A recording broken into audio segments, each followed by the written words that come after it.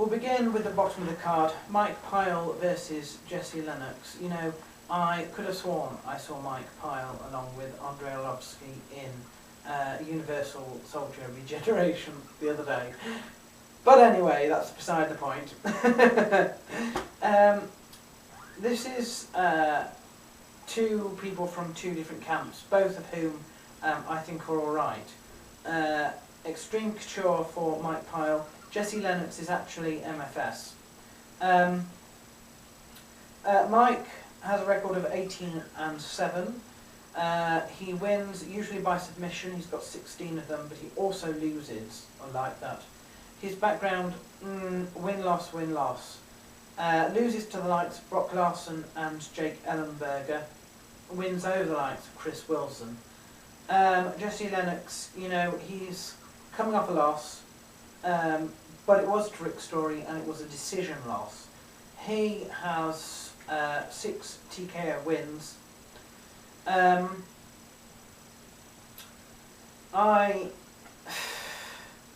think I want Jesse Lennox to win this one, but I think Mike Pyle actually will. I'm going to go for Mike Pyle. I'm going to go for a bar submission, I think, in the 3rd. Like I say, I want Jesse Lennox to win that one, but I don't think he will. Ricardo Funch versus Claude Petr. Claude Petr, 11-1, wins usually by submission. He's never been finished. In fact, neither has Ricardo Funch, who has a record of 7-1.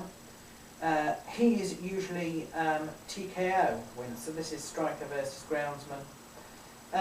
He's got no names, but he did lose to Johnny Hendricks in his debut. I don't really care about this one. I think I'll go.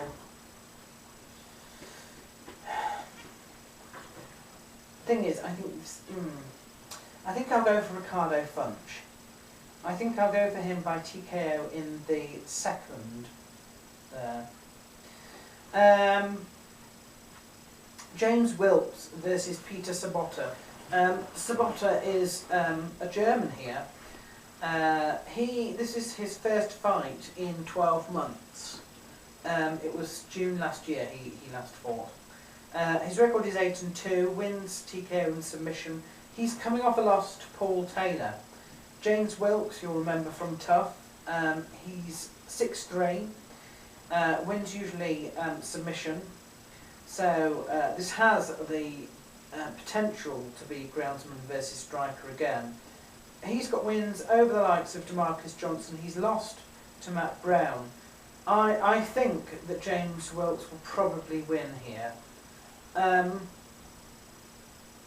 I'm going to say that I think this will be a decision victory though, so I'll go for James Wilkes by decision. David Loiseau, first time back in the UFC since not long after fighting Rich Franklin in fact. Record of 19-9, background win-loss win. He's got wins, 12 TKOs is his major. Loses, he's got 6 decisions. He's facing Mario Miranda. His record is only 9-1. Loses often by TKO. Wins by TKO or submission. He's coming off a loss to Gerald Harris in his debut. He does have wins over Rick Story and Joe Vedipo, but it was quite a long time ago. 19-9 versus 9-1. I think, although Loiseau might have been slowing down of late, not quite as good as perhaps he was, I still think he will win. But I'm going to go for decision. I'm going to go for decision. I think it's just that Mario Miranda does have a few people in his history, a few names. So I'll go for decision. Mac Danzig versus Matt Wiman. Interesting one, this. You know, Danzig is somebody who should have been let loose from the UFC a while ago. His background: loss, win, loss, win. Because he did well in Tough, they've kept him on. And, you know, he can't really hang. He's got wins over Mark Vocek, Buck Holes and Tommy Spear. But he loses to the next level up, you know, Jim Miller, Josh Neer, Clay Guida definitely. He's basically submissions, he's got 10 submission wins. Loses if he's going to, usually by decision. And Matt Winman, not quite as impressive record, 11-5. Again a bit unstable, win, loss, loss, win.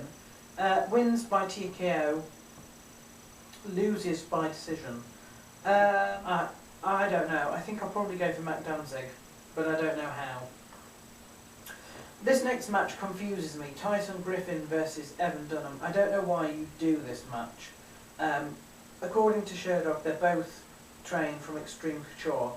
Evan Dunham, you know, he's got a perfect record of 10. And he's got wins over quite good people. He's moving up the line, you know, Efrain Escudero, Marcus Aurelio being 2. And then they see fit to allow him to fight Tyson Griffin.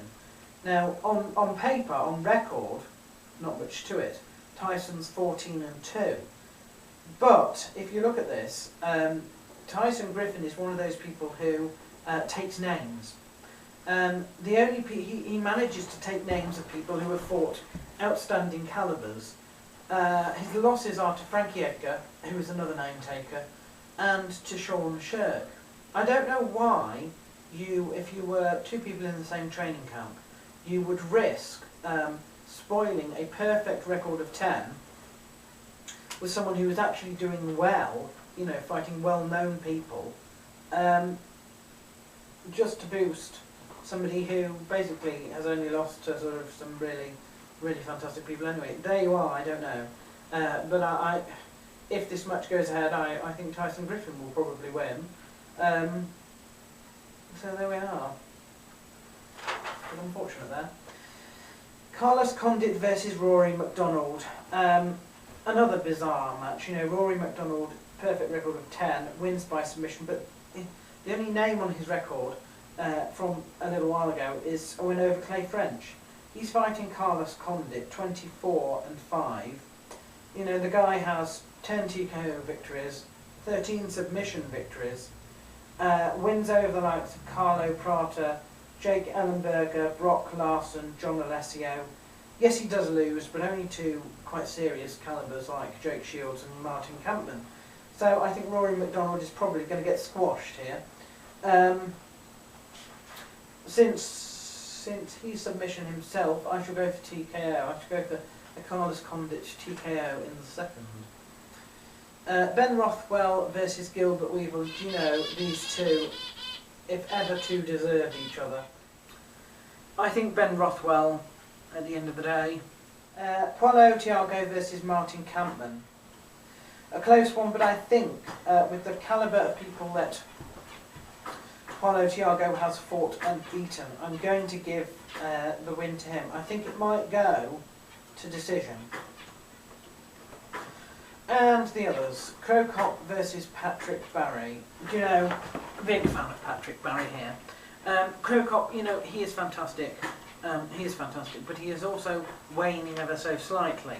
Pat Barry is the sort of person who will be able to contend with him because it's all in the leg kicks, and I think it's also all in the head kicks as well. Both of them specialise in that sort of thing. So this is just going to be some sort of fantastic kickboxing extravaganza, really, in all fairness.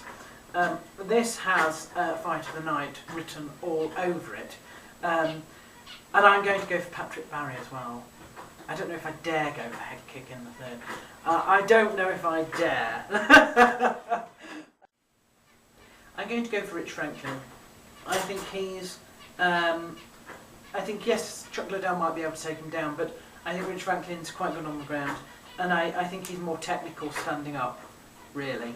I think it's a stupid idea to put the two together. Why would you? I mean, why would you? Nobody wants to see this match that I know of at all.